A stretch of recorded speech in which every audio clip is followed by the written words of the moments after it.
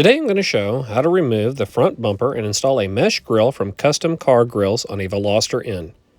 This is not my vehicle, it belongs to Jeremy, a local Veloster N owner, that reached out to me for some help with this install and allowed me to video the installation process for my channel. I really appreciate him allowing me the opportunity to video the process. He purchased the product directly from Custom CarGrills. I will have a link to the product page in the description below. He's starting his own channel to document the upgrade journey with his Veloster N. I will leave a link to his channel in the description as well. The grill comes well packaged in a simple, thin box. On top of the grill is a link to an install video. I followed the video, but I have my own information regarding the install that's not in the manufacturer's video. Also, I will show how to remove the bumper, which is also not in their video. One of the installation steps involves using plastic epoxy adhesive. I want to give you a heads up before you even begin this install. Epoxy takes time to cure, so I would say you may want to do this install when you can plan on having the bumper off the car a full day to let the epoxy cure.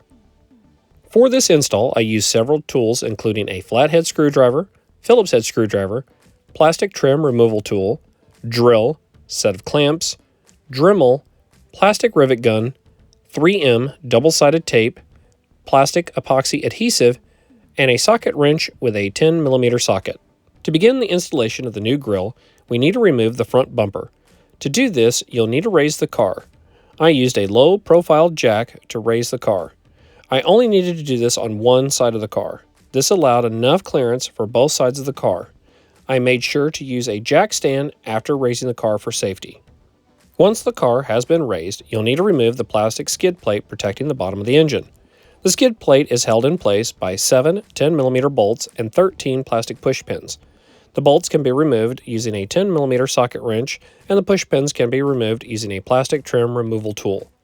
After the bolts and push pins have been removed, you'll simply pull the skid plate towards the front of the car and set it to the side.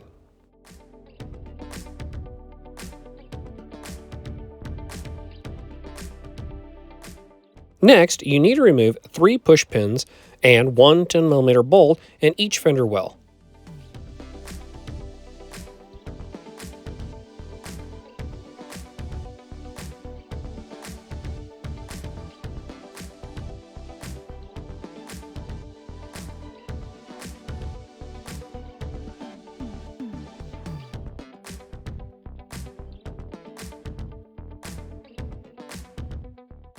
Now move up to the engine bay and remove the 4 10mm bolts holding the top of the bumper in place. Once those bolts have been removed, you're ready to remove the bumper.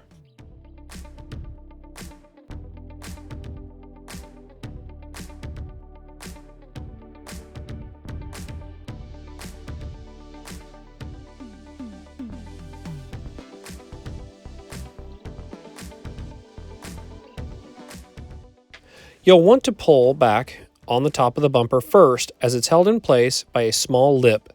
Then, move to one side and pop the bumper from the fender to the headlight. This can be done by one person, but having a second person is good to help ensure the bumper doesn't fall and get damaged during this step.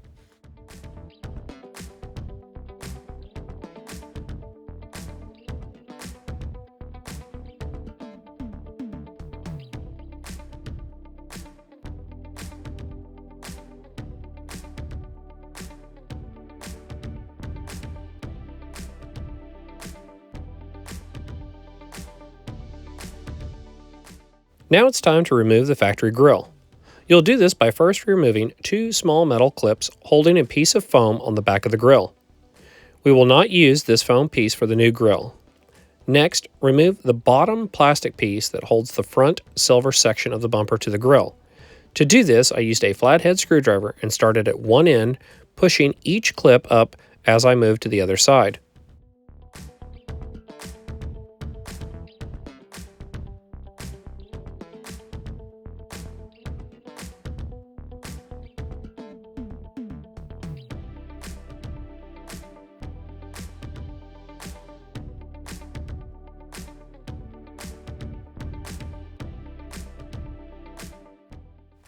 Now that this back piece has been removed, you can grab your flathead screwdriver again and pry up on each clip, holding the top of the silver trim piece in place. As I did this, after a couple of the clips popped, the silver piece popped right off the bumper without any issue.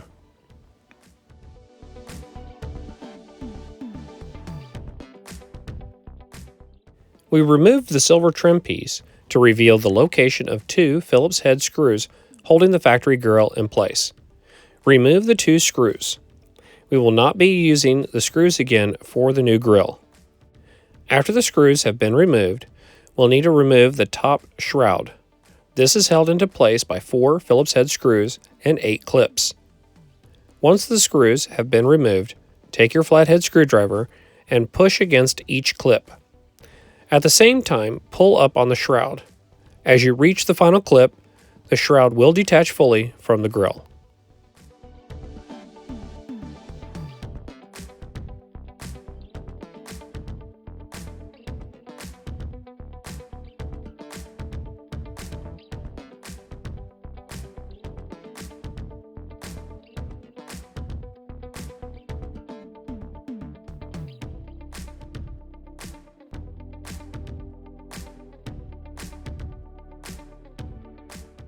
After you remove the shroud, you need to remove the weather stripping located at the top of the bumper so you can gain access to several rivets holding the top of the grille in place.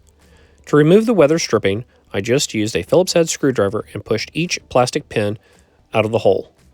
The manufacturer suggests using a Dremel to remove the rivets, but I chose to use a drill with a small bit as I find a drill removes the rivets easier than a Dremel.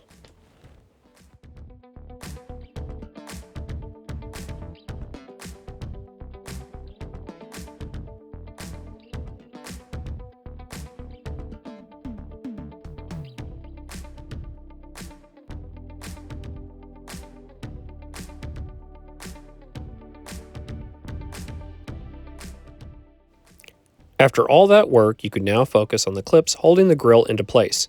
Using a flathead screwdriver, walk around the grille, pushing each clip back to get it to detach from the grille.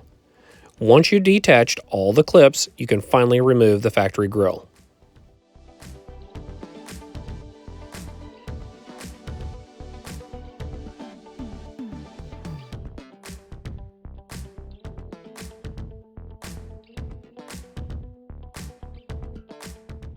Now that the factory grille has been removed, we can proceed with installing the new mesh-style grille. First, you want to reattach the front silver trim piece back on the bumper. The manufacturer suggests using epoxy to help hold this piece in place. I chose to use 3M double-sided tape to hold the top area of the bumper instead of using epoxy, in case I needed to remove the piece in the future. I cleaned the inside of the silver piece and the area where the piece would reattach to. The double-sided tape helps to hold the top section in place, whereas the bottom section is held into place when you reattach the bottom section that held it into place originally. When attaching the back piece, make sure you press against the silver piece so that the plastic clips clip into place correctly.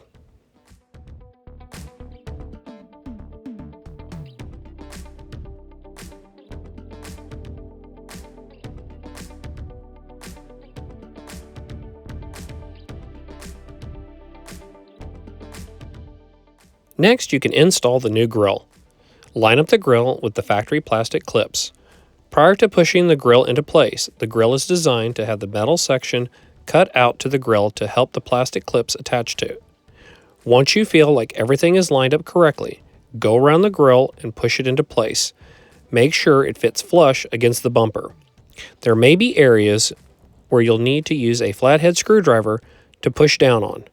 Take your time and work around the entire grille. You may need to go around the grille a couple of times to make sure none of the clips popped up as you went around the grille the first time.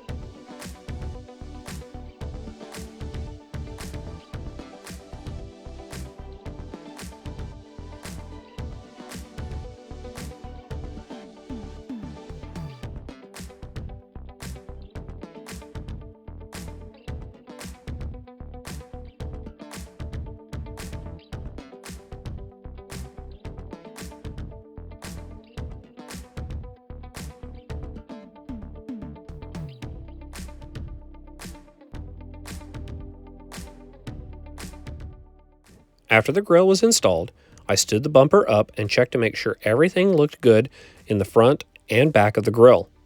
The manufacturer suggests painting the clips black or use black electrical tape to black out the clips for a finished look. I didn't see this as a necessary step. The clips were not noticeable after installing the new grille. Since we won't be reusing the factory grille, you need to cut the top of the grille off. We're doing this because this piece is what holds the top shroud in place. To remove the top of the grille, take your Dremel and cut the piece directly above the notches at the top line of the grille. The top piece doesn't screw into the bumper, nor does it have the grille attached to it anymore, so the manufacturer suggests using epoxy to hold this piece back in place. Since I knew the epoxy would take time to cure, I purchased fast-drying epoxy.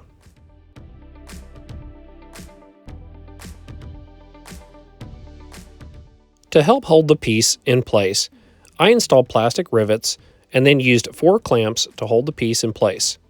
While I waited for the epoxy to dry, I spread epoxy around the inside perimeter of the grille to give some added protection for the grille separating from the bumper. This was suggested by the manufacturer's video. After allowing about an hour for the epoxy to dry, I noticed the epoxy wasn't holding well to the plastic piece. It seemed to be fine on the grille, but not the top piece that holds the shroud. This may have been due to the type of epoxy that I chose to use and not having a full day to allow it to cure. So Jeremy could drive home and ensure the piece held. I chose to leave the plastic rivets in the top of the grille. This provided a solid attachment point for the piece, especially since the shroud had to be screwed into the section. With the top piece secured by the rivets, I reinstalled the weather stripping and engine shroud. I made sure all the plastic clips went back through the shroud all the way for a solid clip, then installed the 4 screws.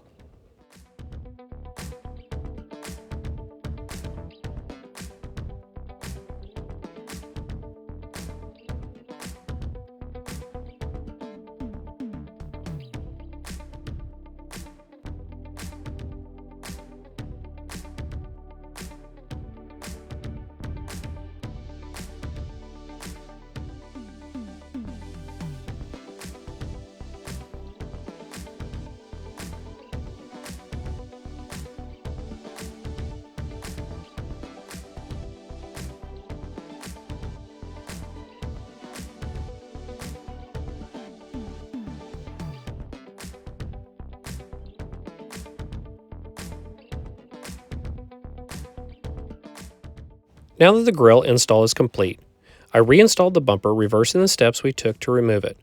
Make sure when you reinstall the bumper, you check the fitment around the headlights before you start pushing the bumper back into place. Also, so you don't make the same mistake that we made, make sure to remove the stickers that are on the crash bar.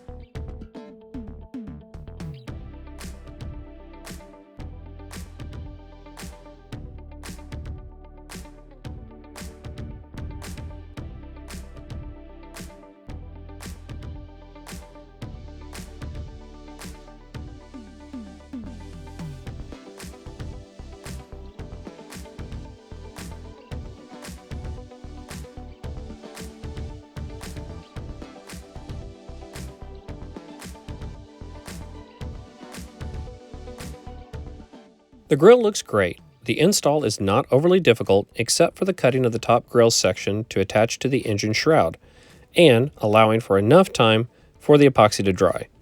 The rivets I use to hold the engine shroud in place do push the weather stripping up slightly like little bumps, but it's really not noticeable. If I had had more time, I could have bought smaller rivets or used my Dremel to shave the part of the bumper the rivets attached to down so that they were flush. Either way, I like the idea of using the rivets versus just using epoxy. Here you can see Jeremy's car next to my wife's car that has the factory grille installed. You can see the difference the mesh grille makes to the Veloster. I hope this video helps you with your install and to decide whether this modification is something that you would like to do to your car. Thank you for watching. Please like, comment, and subscribe for more content.